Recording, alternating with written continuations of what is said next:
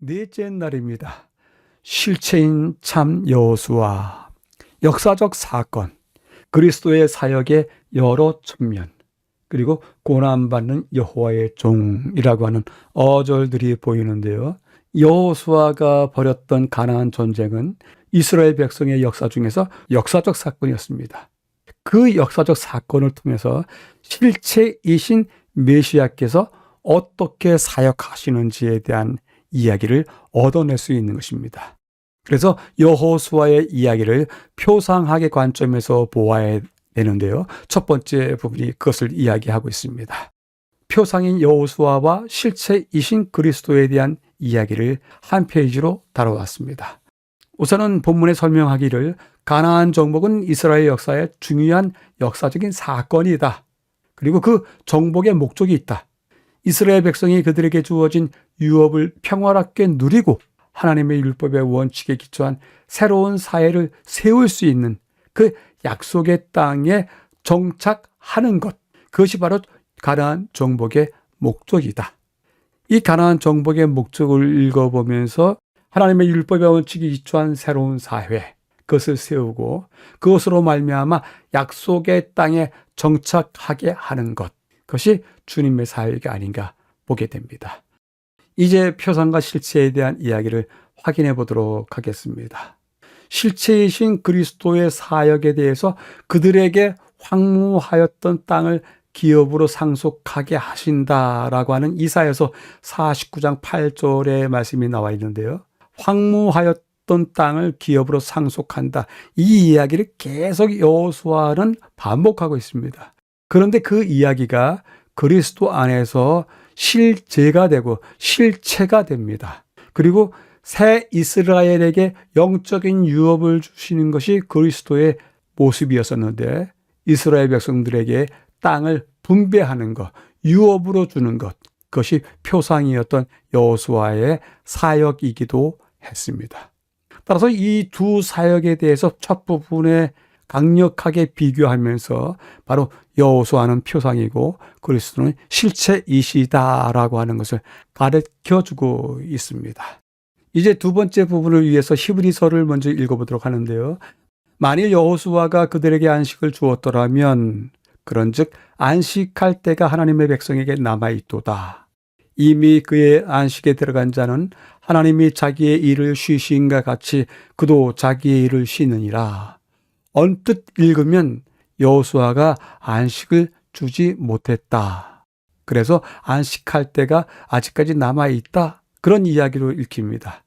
그런데 10절에 가서는 이미 그의 안식에 들어간 자가 있다. 예수님과 그리고 예수님과 더불어 그 안식에 들어간 자들이 있다. 하면서 안식에 대한 이야기를 통해서 두 표상과 실체에 대한 이야기를 다루고 있는데요. 이 이야기도 한 페이지로 확인해 보겠습니다. 표상인 여호수아와 실체이신 그리스도에 대한 비교입니다. 여호수아에게서는 광야 40년 동안이 있었습니다. 40년 광야 생활 이후에 가나안으로 들어갔는데 실체이신 그리스도에게도 40이라고 하는 숫자가 의미가 있습니다. 40일 광야 생활 후에 지상 사역을 행하셨습니다. 그리고 부활하신 이후에 40일 동안 이 세상에 계신 다음에 하늘 사역에 들어가셨습니다.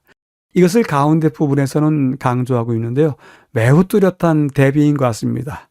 40이라고 하는 숫자를 통해서 표상과 실체 사이에 그들의 했던 일을 비교하고 있는데요. 완벽하게 일치되는 것을 확인할 수 있습니다. 이제 세 번째 부분을 위해서 성경 말씀을 먼저 읽겠는데요. 시편 2편 7절 너는 내 아들이라 오늘 내가 너를 낳았도다. 이사야서 42편이요. 내가 붙드는 나의 종 내 마음에 기뻐하는 자 곧 내가 택한 사람을 보라. 내가 나의 영을 그에게 주었으니 그가 이방의 정의를 베푸리라. 이 두 구절은 메시아 구절로서 유명한 구절입니다.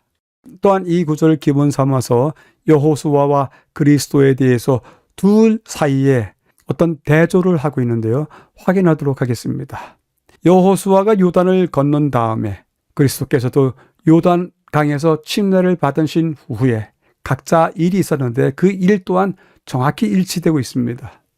여호수아는 요단강을 건넌 후에 목숨을 건 전쟁을 벌였습니다. 그는 전사였습니다. 그런데 그리스도도 동일했습니다. 실체이신 그리스도도 요단강에서 침례를 받으신 후에 광야에서 고난받는 종으로서의 모습을 취하시고 드디어 전쟁에 나가십니다. 이 전쟁에 나가시는 것이 고난받는 종의 매우 중요한 형상입니다. 그리고 그곳에서 전사로서 싸우시는 것을 확인하게 됩니다. 여호수아는 가나안 정복을 통해서 육적인 안식과 정착의 유업을 이루어가게 됩니다. 그런데 실제이신 그리스도 역시 원수를 정복하신 이후에 영적인 안식과 구원이라고 하는 유업을 그의 백성들에게 전해 주십니다. 이런 입장에서 이번 기 내내 배우는 여호수아는 표상이고 그리스도는 실체인 것을 확인할 수 있습니다.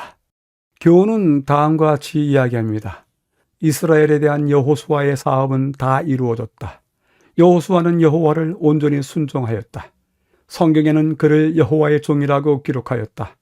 대중의 지도자로서의 여호수아의 고결한 숭품에 대한 증언은 그가 다스렸던 세대의 역사이다.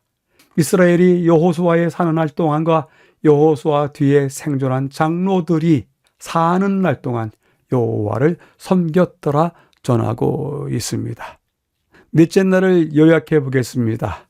실체인 참 여호수아, 실체로서의 참 여호수아의 삶과 성취를 표상인 여호수아와 비교했는데 완벽한 일치점을 보게 됩니다.